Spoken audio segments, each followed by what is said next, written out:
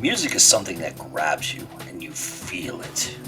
It's just that powerful. But then after absorbing it, you start to search for why it does that to you. And what you realize is that it's much more complex. Be it the poetry of the lyrics, the harmonizing of singular instruments working together, or the arrangements of all of that to highlight the top crescendos that grab you. For two guys from Bogata, Colombia, the experience of making it plays heavily into how you're hearing it. And you feel this sudden connection that you didn't know you were missing.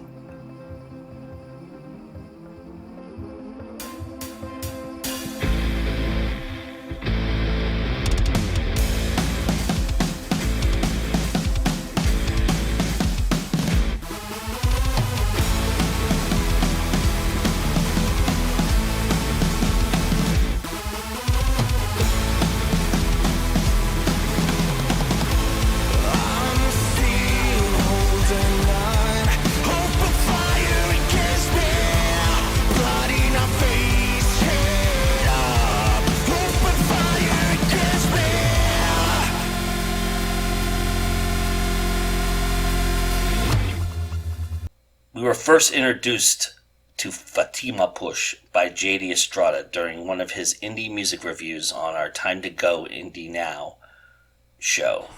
You're gonna see keys. You're gonna see a lot of guitars. You're gonna see a lot of crunch. It's industrial rock, and I find it fascinating that in this band, which does pretty good, pretty good industrial rock, is from Bogata, Colombia, and I see a lot of potential in them.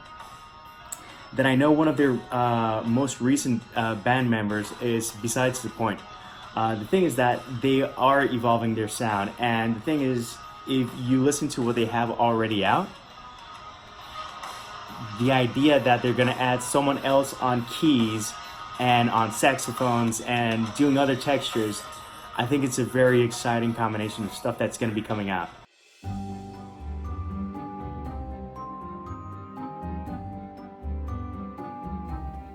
And now we're going to go a little deeper as we turn the spotlight muy caliente on Fatima Push.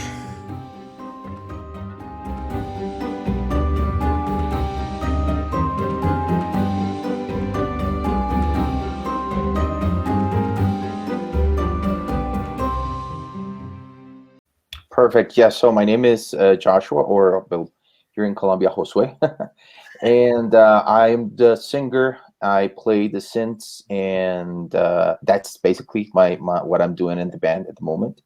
Nice. I've been with Fatima like from the beginning of the whole story till I was fortunate enough to find Juan and start the whole project. So yes, that's like my short introduction.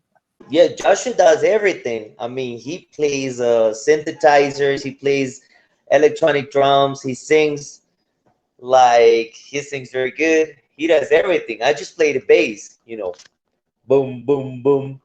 Um, but now for real, I mean, I'm the bass player. I do background vocals, and well, I also provide with some effects for the guitars. So we don't really use guitars now. It's just the two of us officially. And yeah, I do the bass lines to put like the ground on the music, and then with some effects I provide for kind of a guitar sound. That's pretty much what we do on how we are organized to make music. How would you guys describe your sound? What would you say is a comparable sound, or your genre? How would you guys describe it? I think that would be like electronic rock, like sort of industrial rock with a little bit of post grunge. That's more or less the genre I think we would be kind of fit in. We're constantly just trying not to repeat ourselves too much regarding the music, or the way we not the way we sound, but the way that we try to use the whole structure of the songs. So at the end of the day, I would say we're still trying to experiment a lot with our tools, the ones that we have available. But I would say those are sort of the two genres that we are most inclined to. Yep. That's definitely right. We can call it metal, because it is not really that heavy. It is heavy, but not on that way, I would say. So I'm more into that kind of music. But what we do is honestly, it's, yeah, we could say it's industrial rock. We can, and it's very experimental. We definitely try to go places with each song we release.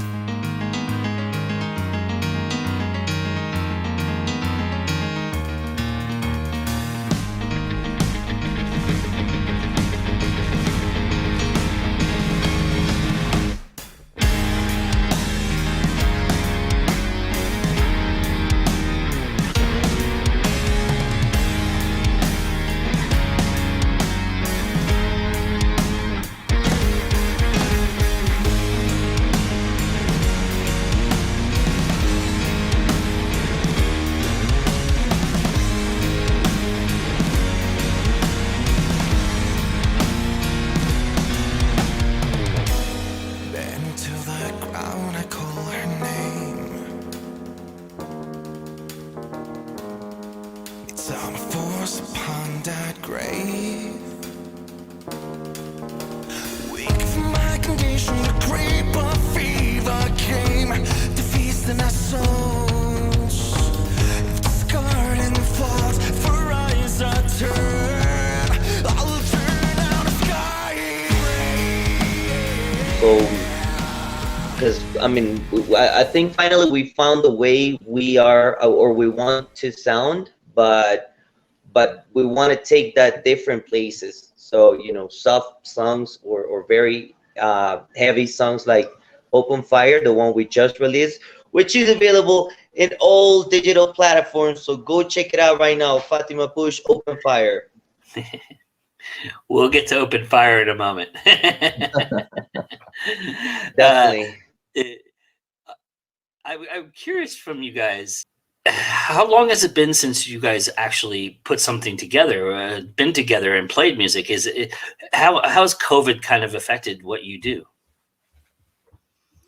Well, it has actually. We started because I mean the band had a, let's say, sort of we started the project like a few years ago, but for a lot of reasons we haven't been able to to get together the whole team, and people were coming in and out for several reasons. It's not easy to have a music project here in Colombia because of a lot of things, not only I mean, I don't think only here in Colombia. I mean, it can be actually throughout the world. It's something very ambitious when you decide that you want to make music, and you do have certain sacrifices to make if you decide that you want to make this for a living. So we spent, like, to be honest, like the first 3 years just trying to find a team and to build a team that we could rely on in order for us to start going into the studio, recording our songs, and start the whole process. So that was me and Juan. And at the end of the day, we realized that it was just going to be the both of us. We had the fortune of actually sharing time with amazing musicians. We learned a lot from each one of them. But at this point, we just realized that the team's just the two of us.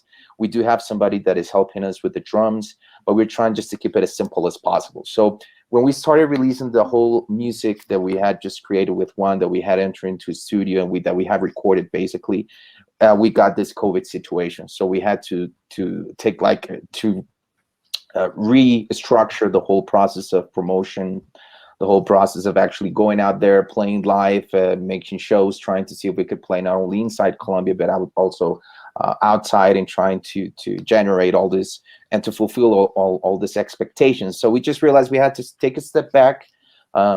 We couldn't stop at the moment because we had already invested a lot of time and energy.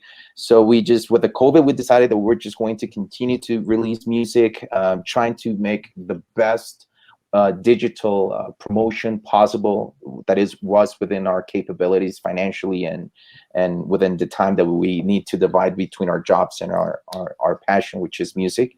So it's definitely has a lot of different results than what we were expecting, but still we have been trying to be as to have as much presence in the industry digitally and through our networks, just to make sure that we're not going to lose the time, because we cannot actually promote it live, but we can still do a lot of things on our own and try to have a really nice I don't know how to say it. That would be like a really organized digital plan to make sure that all our music is not just going to be standing in the way, is just going to be left aside, basically. Yeah. Yeah. I mean, about everything Joshua is saying, I mean, that's right.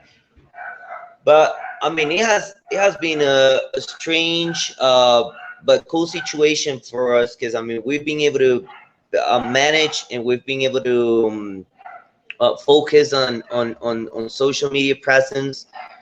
Not that our numbers are extremely high, but I mean, we've been able to release all this material that we've been working on during this time.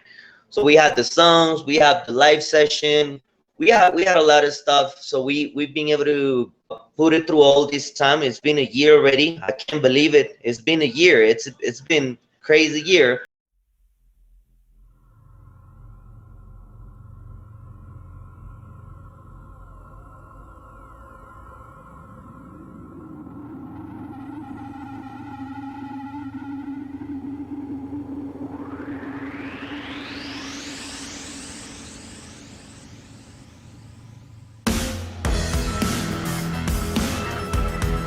Torches and suns that cleanse our souls. Let us convene a feast and let us rise to feast and let us bring peace. There is a spark in this void I know. Light up my head, 'cause the void's great I know. The rise built inside, the future bless my soul. Light up my head, 'cause the void's great I know. The rise built inside, the future bless my soul. Torches and coldness to cleanse our souls. Let us convene a feast and let us rise to feast and let us bring peace. There is a spark in this void I know. Light up my head, 'cause the void's great I know. The rise built inside, the future bless my soul. Light up my head, 'cause the void's great I know. The rise built inside, the future bless my soul. Torches and suns that cleanse our souls.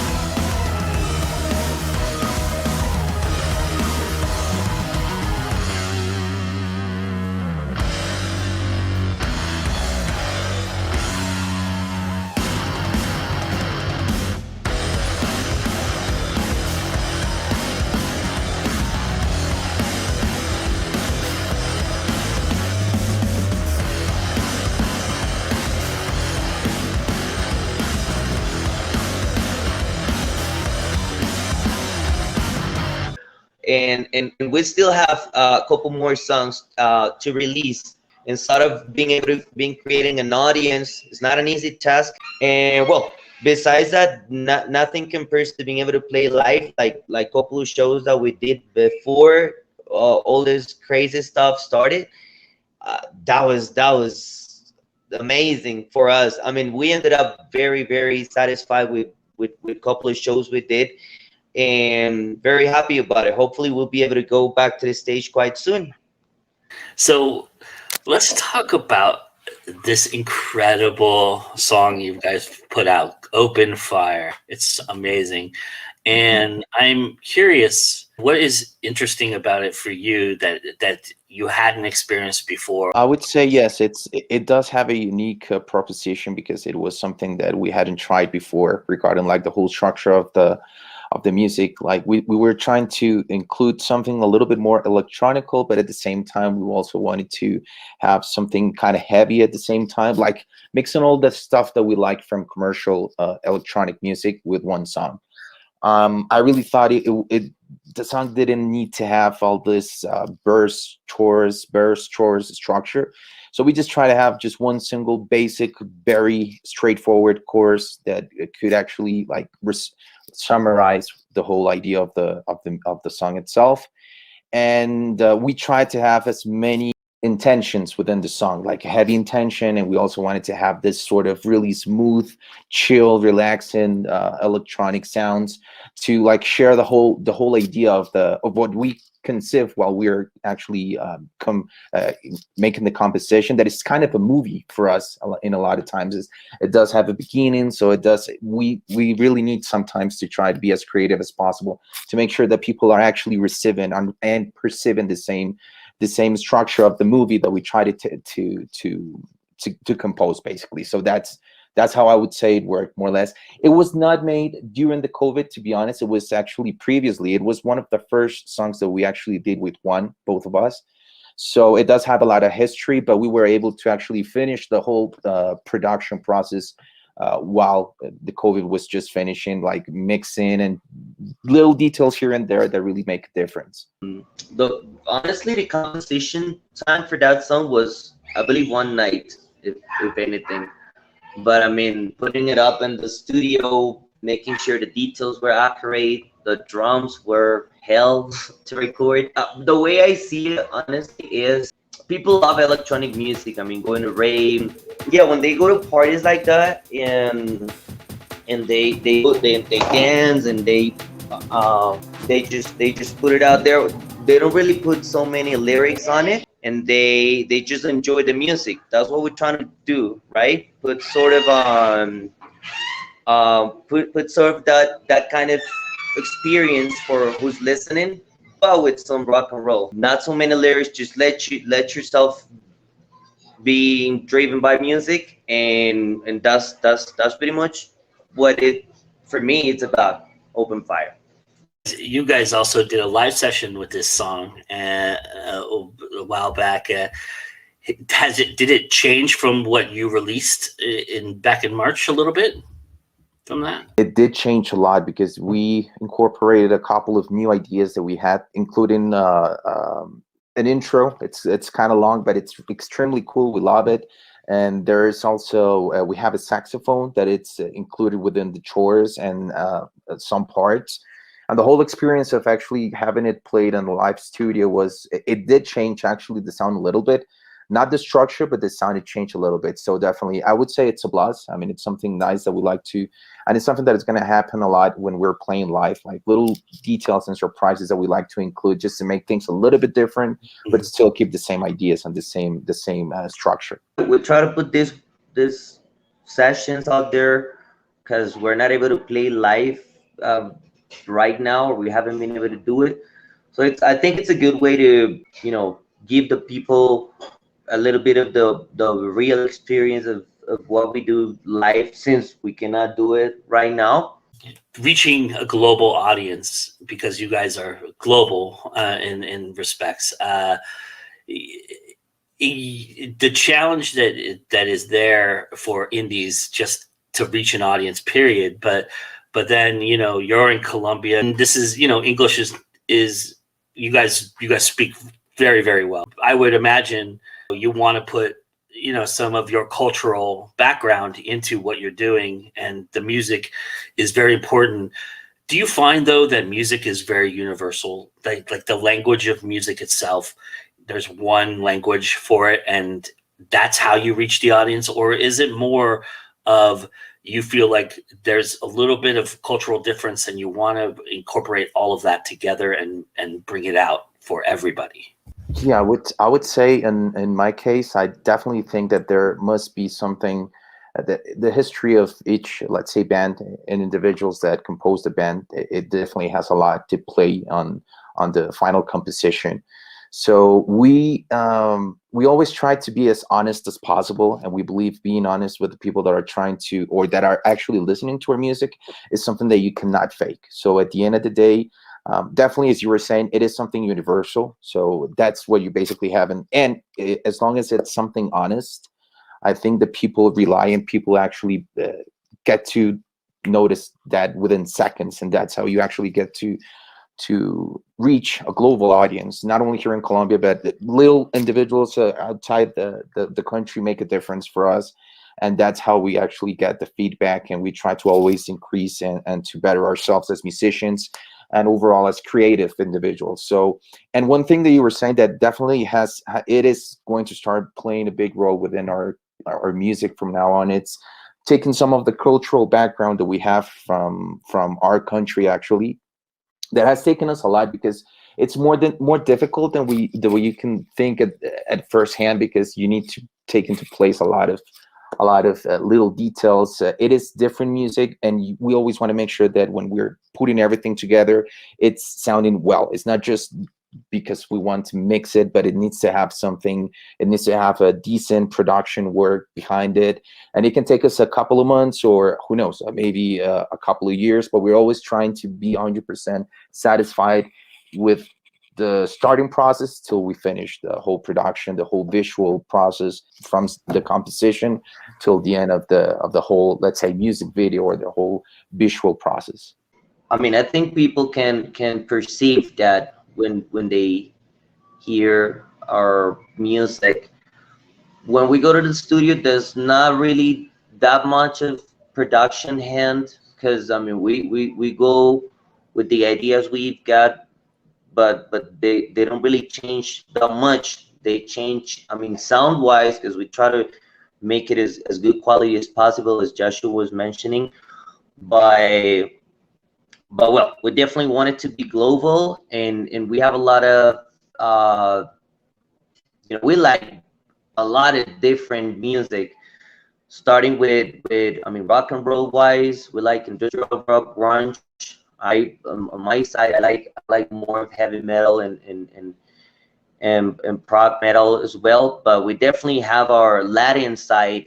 Of course, we like groovy music. We like son cubano. We put everything out there. We like Latin music a lot. There's a couple of bands here that have influenced us, and we definitely want to incorporate that sound, because we've done it in some compositions. Maybe they haven't been released, but we definitely like to, being able to jam over the songs, people being able to jam over the songs. Actually, they did jam over one of our songs in the past. We put a lot of guitar players to play on a small part of our song. Well, we definitely want that Latin flavor. Suelta el cielo, aquí estoy. Calor y sueños para no volver.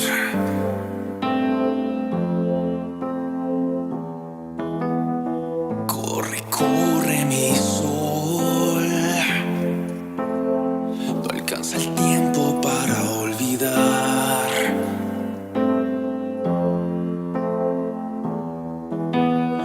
Cuéntame historias que ya nunca volveré a escuchar. Vuela conmigo que te arrancó el miedo a despertar. Tú solamente. So Open Fire is a song that you guys created a while back that you're kind of rehashing and reworking and putting together. Has this sparked the passion, continue this forward and put some new material out? Are you guys looking at and thinking about, all right, now we're back in this, let's try and make an album out of this? Is that thought process that's coming up pretty soon for you all? Yes, it actually does has sparkle actually something in us, and not only that, we actually came to the point where we know that there's a lot of things coming forward, and we're trying to just make it as smooth, but at the same time, the whole responsibility is just in both of us at the moment, in our shoulders. And we're more than ever, we're more convinced that this is what we want to do. This is what we will continue to do. And the following songs that we're going to be releasing are definitely going to be sort of different, but I think they're going to be even more complete. They're going to be something, there's going to be a little bit of difference, maybe within the sound as well, because it's at the moment it's just the two of us, and that's how it's going to work from now on, definitely. So that we do have more responsibility, but this is something that we're going to take over for the rest of our lives. I mean, this is how we have overseen our lives in the future, in the far future. Yeah, we like it. We like it old school. We like full albums. I mean, long 10, 12 songs at least. But I mean, nowadays it's just, I mean, the conventional way for people to put music out there is just putting out singles and putting out videos. And in some way, it's kind of cool too, because I mean, people will definitely look and pay attention to each song that you release. Sometimes when albums are released, not all the material is heard, but we definitely want to put albums out there. I mean, if you're going for a festival or if you're going for something huge, they want to see some albums. They want to see some real band material out there, not just some, you know, fancy couple of songs. So we definitely want to leave it all in the car. Yeah, I mean, vinyl is making a massive comeback. So it's like Yeah. it's becoming collectibles, right?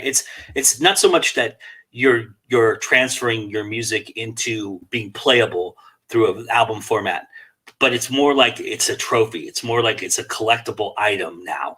And if you don't have the collectible item, you're not going to get, you know, as much publicity or as much thought behind a fan, because they hold on to that and they consider that precious and treasurable, right? Most definitely, yeah, 100%. That's true. It's a big comeback for almost all of the bands nowadays. They're actually, the way they're promoting their music, it's not only through the CDs or just download it through any platform, but here's your vinyl. Go ahead, buy it, play it, and it is a treasure for people. And definitely, we are on the aim of actually making things as sustainable as possible in order for us to start making albums. Not far away from where we are at the moment. But we'll definitely continue as well to release singles and to build up our audience. And to, as soon as this is over with the COVID, that's going to be something great for us, because we're going to be able to show what we're doing live. That is something that we haven't been able to for years. And we haven't been able to actually show Fatima Push live. So besides, obviously, the content that we have online, but doing it is going to always give us a huge and massive opportunity of finishing the process of building up a more loyal audience that we're pretty sure is going to happen.